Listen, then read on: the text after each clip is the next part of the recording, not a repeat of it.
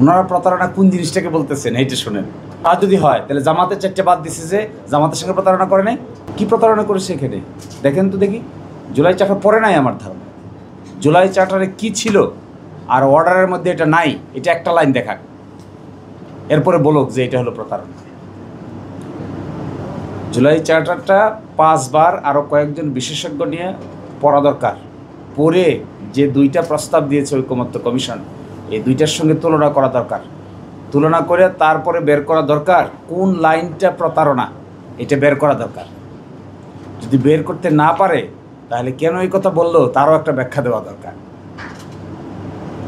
আমরা আমাদের স্বাভাবিক 2 চোখ 2 কান 2 হাত 2 পা দিয়ে খুঁজে পাই নাই কোনটা ছিল না আর কোনটা এখানে নতুন করে যোগ করছে।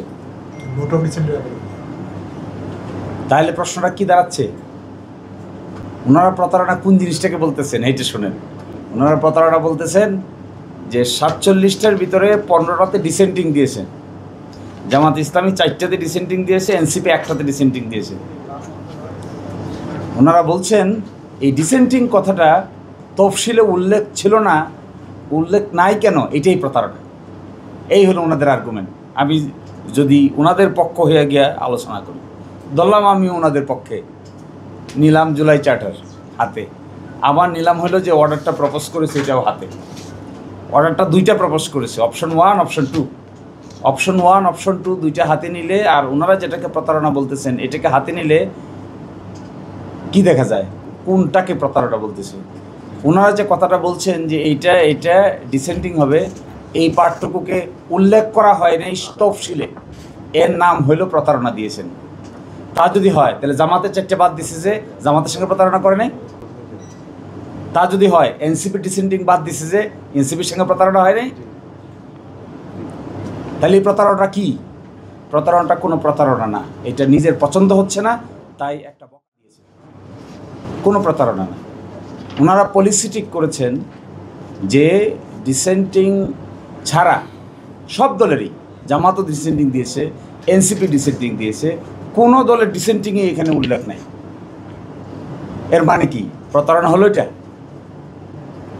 এটাকে আপনাদের সাংবাদিকদের স্বাভাবিক সেন্স চিন্তা করে এটাকে প্রতারণা বলেন আপনারা? যদি আপনারা এটার প্রতারণা বলেন, আপনারা বিবেচক, তাহলে ঠিক আছে, এটা প্রতারণা।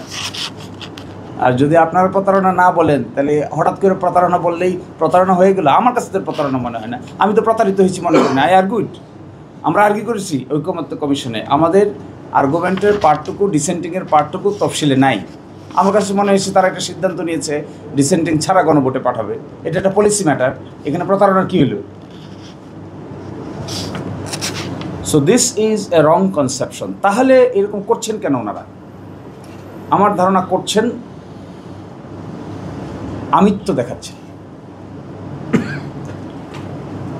আমিত্বটা এরকম যে আমরা বলে আসলাম, ওখানে কথা হইল, আমরাও অনেক বড় দল, আমাদেরকে সাইডে এখন ডিসেন্টিং বাদ দিয়ে গণভোটে পাঠাই দিবে, দাও দেখে দিই। আমার বিবেচনায় that was their mode of reaction. আমরা তো বলতে পারতাম যে আমাদের 4টে কেন বাদ দিছেন, আমরা আপনাদের দেখে দিব। এনসিপি বলতে পারতো আমাদের 1টা কেন বাদ দিচ্ছেন, আমরা আপনাদেরকে প্রতারক হিসেবে আখ্যায়িত করব। কেউ তো করে নাই। ওনারা করছেন কেন? মূলত ইগোতে লেগেছে আমার বিবেচনায়।